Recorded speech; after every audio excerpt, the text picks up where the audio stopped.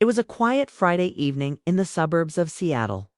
The sky outside was painted with deep gray clouds, and the sound of wind brushed softly against the windows. Inside her small but warm house, Emma Parker, a 52-year-old widow, sat curled up on the couch with a book in her lap. The fireplace crackled faintly, filling the living room with gentle warmth. She took a sip of her chamomile tea and let out a soft sigh. The week had been long, and although the weekend stretched before her, it didn't excite her much. These days, weekends just meant more silence. Her son Ryan had moved to another state for work almost a year ago. He called when he could, but his life was busy now, and Emma understood that. Still, there were nights when she wished the phone would ring, even for a short hello. Her husband Daniel had passed away 5 years earlier. Since then, life had slowed down, turned quieter. She had learned to live with that, but loneliness had a way of creeping in when she least expected it, tessily on rainy nights like this one, as she set the book aside and leaned back. Her mind drifted toward the sound of the rain. It was calming, rhythmic, like an old friend trying to fill the silence. The neighborhood outside was still, the houses dimly lit, and the occasional headlights passing by painted moving shadows across her walls. Everything felt perfectly ordinary until it wasn't. A sudden knock on the door startled her. It wasn't loud, but sharp enough to make her pulse quicken. She froze for a moment, listening. Who could be visiting at this hour? She hadn't invited anyone, and it wasn't common for neighbors to drop by unannounced. The knock came again, gentler this time, but insistent.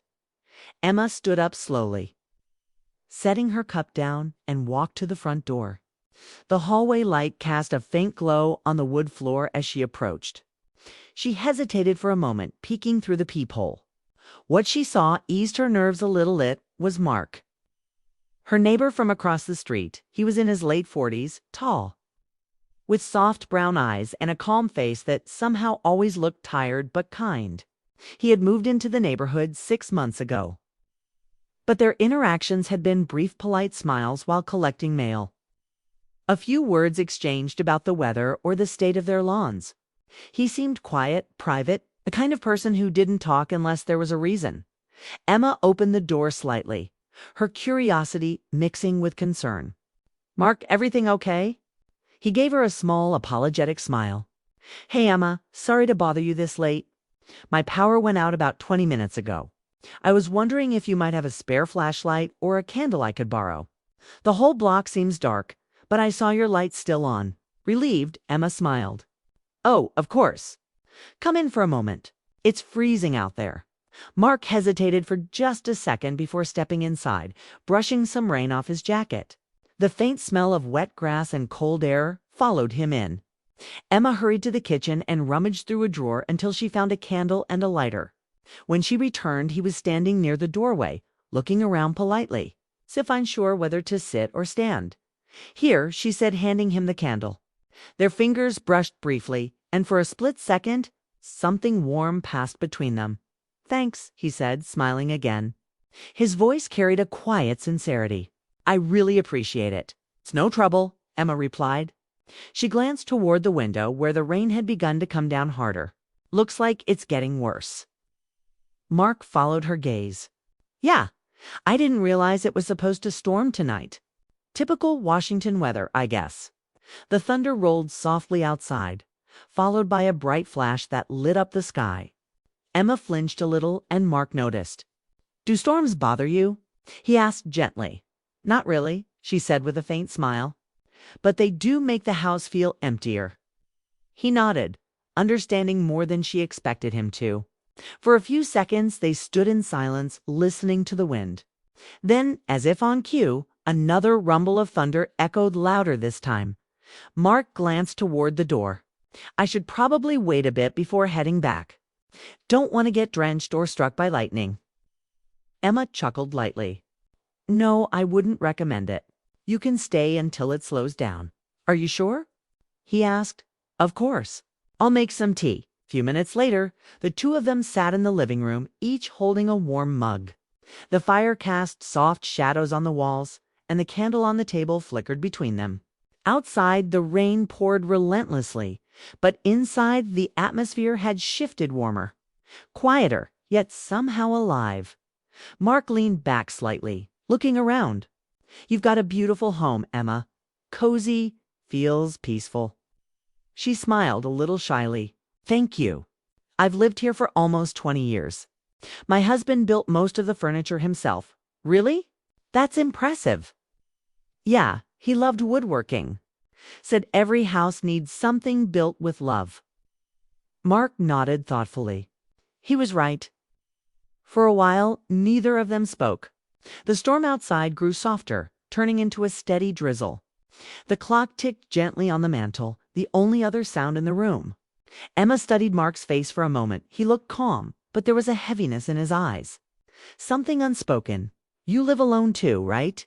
She asked softly. He nodded. Yeah, it's been just me for a while. There was no need to ask further. The sadness in his tone said enough. Emma understood that silence. She'd lived with it too. When Mark finally stood up to leave, the rain had turned to a light mist. He thanked her again, holding the candle carefully. I'll bring this back tomorrow. No rush, she said warmly. And if your power's still out, come by again. I've got plenty of candles. He smiled. Real one this time, not the polite, neighborly kind. Thanks, Emma. I might just take you up on that. As she closed the door behind him, Emma felt something shift in the air. It wasn't dramatic, not like in the movies. It was smaller, quiet awareness that maybe this wasn't just an ordinary night. She walked back to the couch, still holding her mug, and stared into the fire. For the first time in a long while, she wasn't thinking about the silence. Instead, she found herself thinking about that gentle knock. That brief conversation and how something about Mark's presence had stirred a warmth she hadn't felt in years. Outside, the rain slowed to a whisper, tapping softly against the window pane. Inside, Emma smiled to herself, small, quiet, but genuine. She didn't know what tomorrow would bring, but for the first time in a long time, she was curious to find out. The next morning, the rain had stopped, leaving the neighborhood glistening under a soft gray sky. The air smelled fresh, and small puddles sparkled on the sidewalks. Emma woke earlier than usual. She couldn't explain why, but something about the quiet morning felt different. As she stood by the window with her coffee, she noticed movement across the street. Mark, carrying the candle she had given him last night, her heart gave a small, unexpected flutter. She wasn't used to company so early, but before she could decide what to do, there was a gentle knock on her door. She smiled without thinking. When she opened the door, Mark stood there with that same polite smile, though his eyes looked more relaxed today. Morning, he said. I figured I'd return this before I forget. Emma laughed softly. You didn't have to rush, but thank you. He handed her the candle, then added, I was going to grab some breakfast at the cafe down the street. You've probably been there. It's small but cozy. Would you like to join me? The offer caught her off guard. It had been a long time since anyone had invited her out for breakfast. She hesitated for a moment, but then smiled. Sure, give me 5 minutes. When she came back wearing a light blue sweater and her favorite silver earrings, Mark looked pleasantly surprised. They walked together to the cafe, the cool morning air brushing softly against their faces. It wasn't far, just a few blocks, but the walk felt nice. They talked about simple things, the neighborhood books they'd read, their gardens.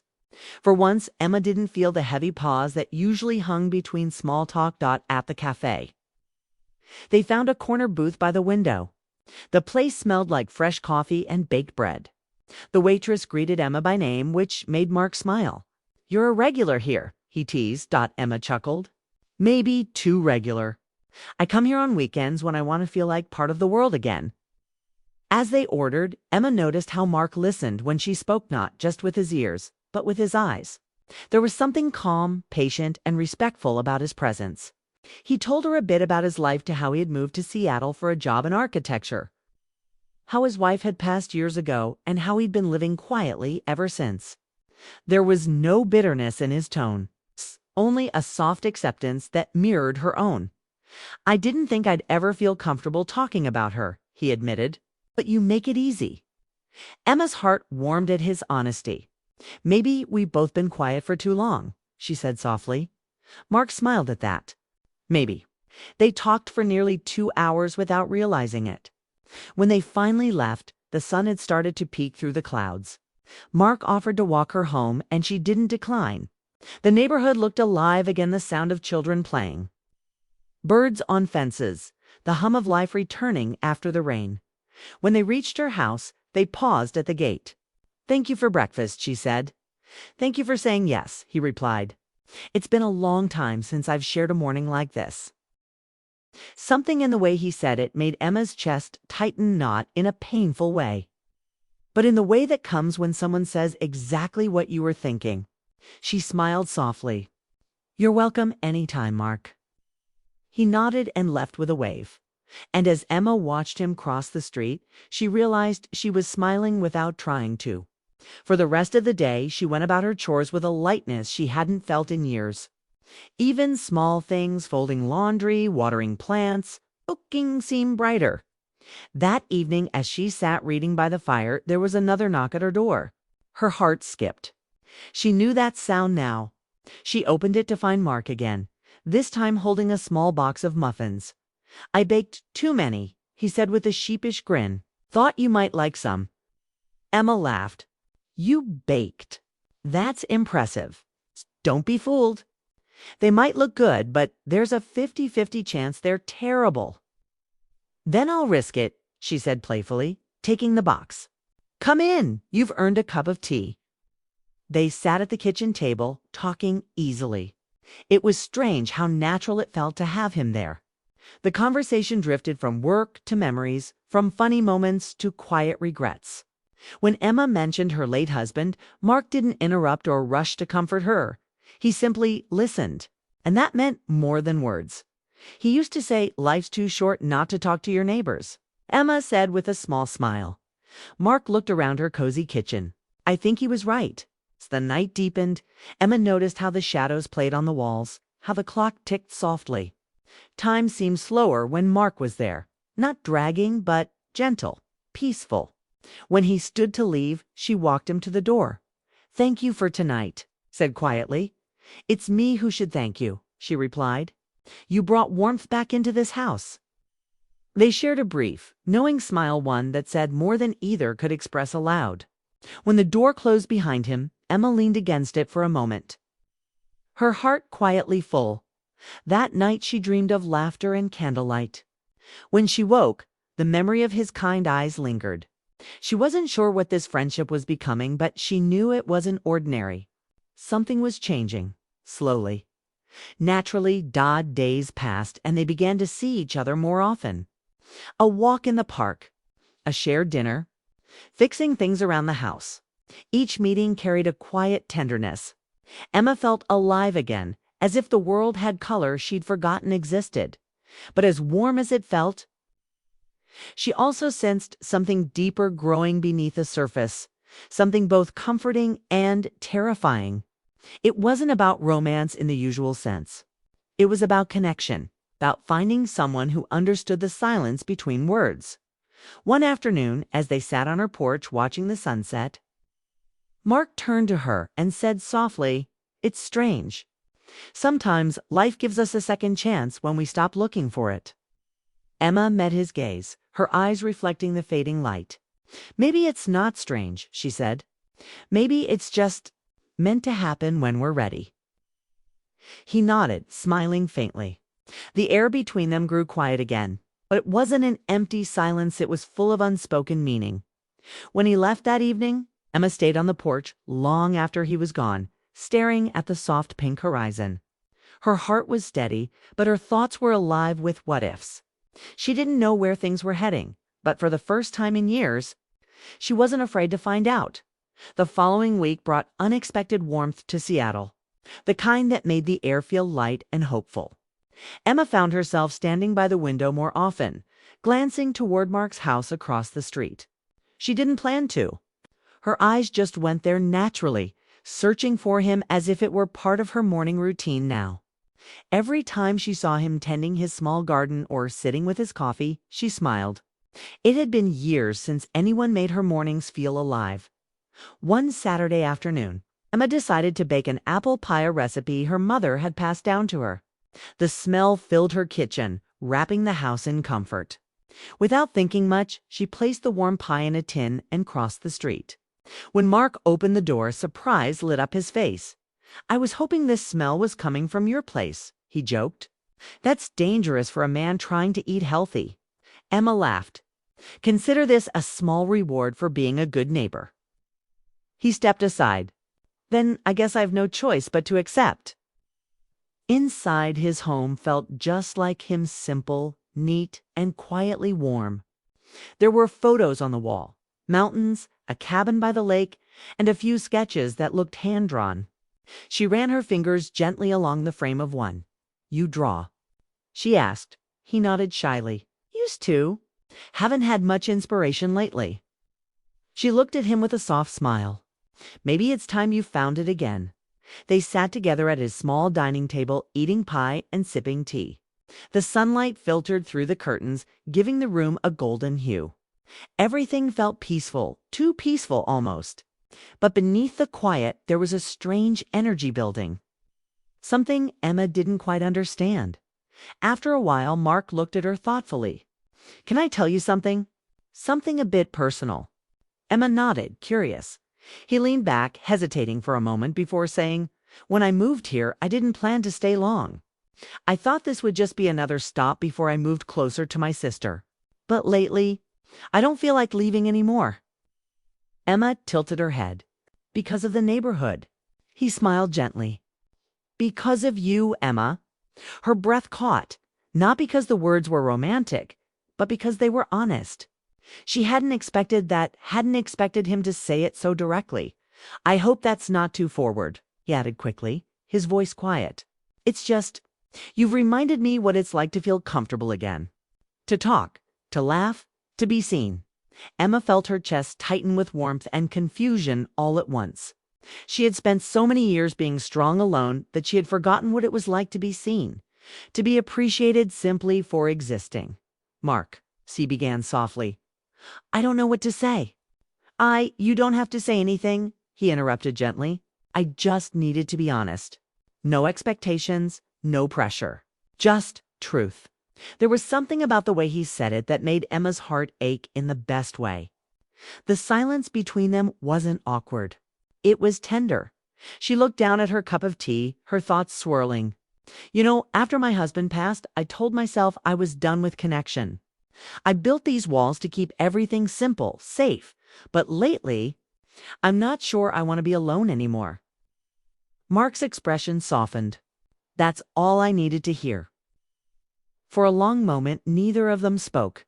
The sound of rain started tapping lightly against the windows again, as if nature itself was reminding them of that first night they met. Eventually, Emma stood, trying to gather her thoughts.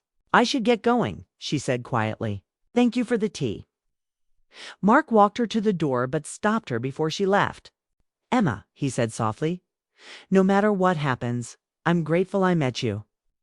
She smiled faintly. "Me too, Mark. Me too." That night, Emma couldn't sleep. She kept thinking about his words, about the look in his eyes. There was sincerity there. Not rush or desire, just quiet, patient care. She turned over in bed, feeling restless. For years, she'd filled her silence with books and chores. But now, that silence felt heavy. She realized how much she had missed the sound of laughter in her home, the warmth of shared moments. The next morning, she decided to take a walk by the lake. She needed to clear her head. The air was crisp, the water calm. She found a bench and sat down, letting the sunlight touch her face. As she sat there lost in thought, she heard footsteps behind her. When she turned, Mark was standing there, holding 2 cups of coffee. "I had a feeling you'd be here," he said with a smile. Emma couldn't help but laugh. "You're good at guessing." He handed her the coffee and sat beside her. For a while, they said nothing, just watched the gentle ripples on the water. Then he spoke quietly. "You don't have to rush into anything, Emma. I just want to be someone who makes your days a little lighter."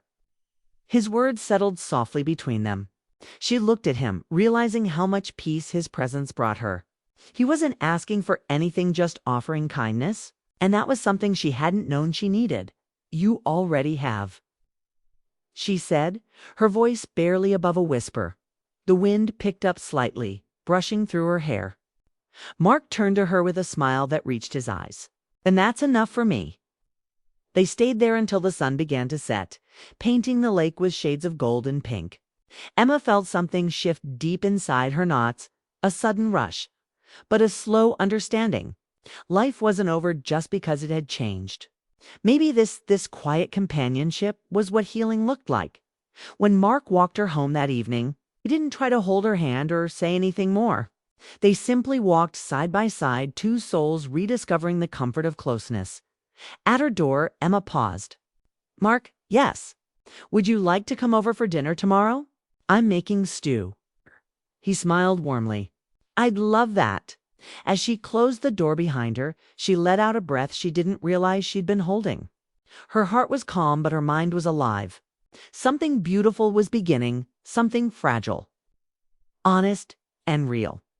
That night, Emma looked out her window one last time before bed. Across the street, Mark's light was still on. For the first time in years, she felt that the world outside her home wasn't so lonely after all. And as she turned off her own light, she whispered to herself, maybe new beginnings don't always need fireworks. Sometimes they start with a cup of tea and someone who listens. A few days passed since Emma invited Mark for dinner. She spent the morning humming softly as she prepared the stew, cutting vegetables and stirring the pot with more care than usual. Her home smelled warm and inviting, and for the first time in years, she felt genuinely excited. It wasn't just about the food. It was about sharing something real again. She set the table neatly, placed fresh flowers in a vase, and checked the clock more times than she could count. When the knock finally came, she smiled before even opening the door. But it wasn't Mark standing there. It was his sister, Claire. The woman looked about Emma's age, with kind but worried eyes. "Hi," Claire said softly. "You must be Emma. I'm Mark's sister." Emma's heart sank a little. "Oh yes, of course. Is everything all right?" Claire hesitated. "Mark wanted to be here, but he had to leave town suddenly. He didn't get the chance to tell you himself. There's been a family emergency. Our mother's not well." Emma felt a wave of concern.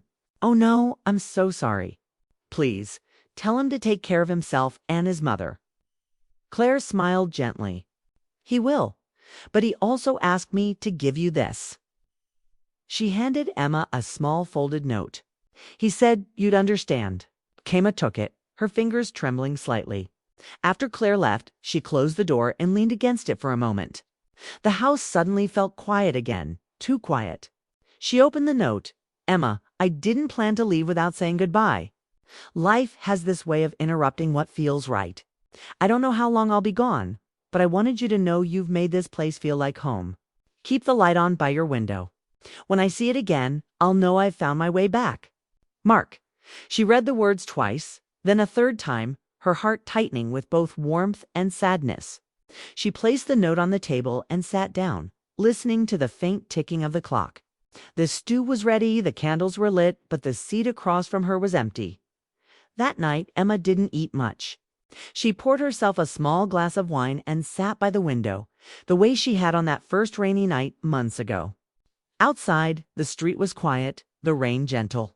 She thought of Mark's smile, his laugh, the way his voice softened when he spoke her name. It was strange how someone could walk into your life unexpectedly and leave it changed forever. Days turned into weeks. Mark didn't call, and she didn't have his number to reach him. She thought about writing a letter, but she didn't know where to send it. Instead, she kept busy tending her garden, reading, walking by the lake. But every evening, without fail, she left the light by her window on. Just like he asked, winter came. The streets filled with frost and the scent of pine. Emma grew used to the stillness again, though sometimes she caught herself imagining a knock on the door.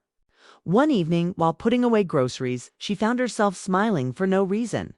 Maybe hope was a stubborn thing it refused to leave even when it should. Then, one early evening in late February, it happened.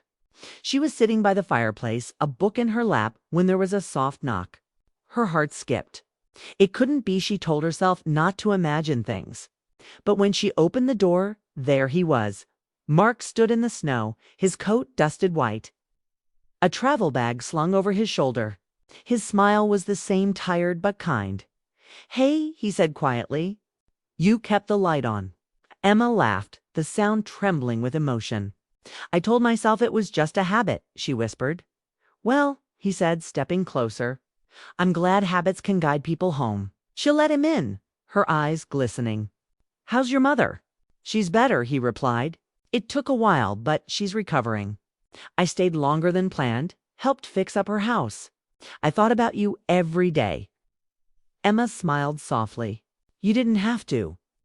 "I wanted to," he said simply. They sat together on the couch, the crackling fire filling the quiet. The air between them felt warm and familiar. It wasn't a reunion full of drama or grand gestures. It was gentle, real, like the continuation of something that had been paused, not lost. "I made your favorite pie earlier," Emma said suddenly.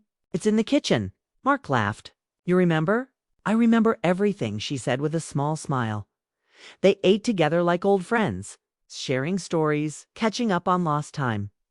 The world outside faded into silence.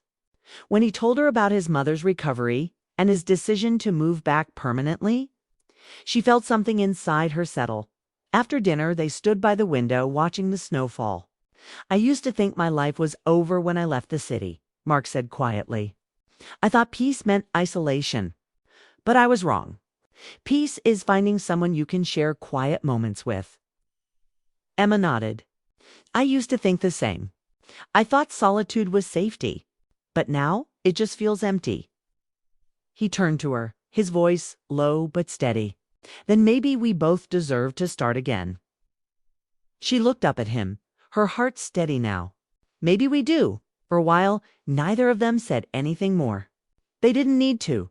The silence wasn't lonely anymore. It was full of understanding.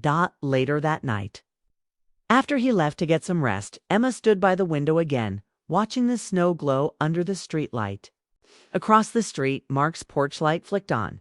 She smiled softly. Two lights now shining across the quiet neighborhood. The next morning, the world looked brighter. The air smelled of new beginnings. Emma brewed 2 cups of coffee, one for her and one for the man across the street. As she crossed over, she realized something simple but powerful: life didn't always give second chances. But when it did, you had to take them. When Mark opened the door, he smiled. "You came early." "I didn't want to wait," she said with a grin. And just like that, they began again. No promises, no rush. Just two people learning how to live, laugh, and hope once more. From that day on, the lights in both their windows stayed on, not because of habit, but because they had become part of each other's story. A quiet reminder that love doesn't always arrive with noise and fireworks.